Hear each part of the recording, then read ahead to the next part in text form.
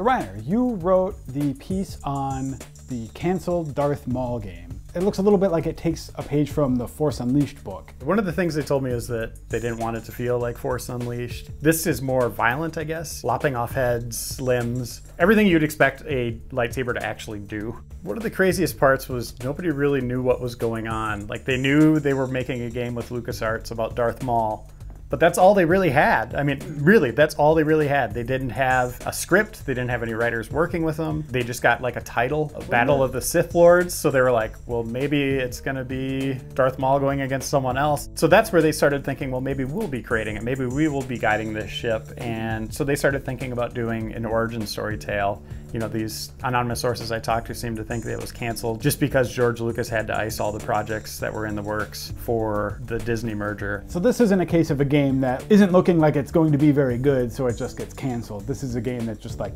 sort of business circumstances pushed underwater. And it didn't even get to the point of it being good or bad. It was all prototypes. It never really got to the point of it being a full-fledged game. There's a chance it could come back, but I would say it's very slim. Very, very slim, especially with EA handling the Star Wars license with all their studios.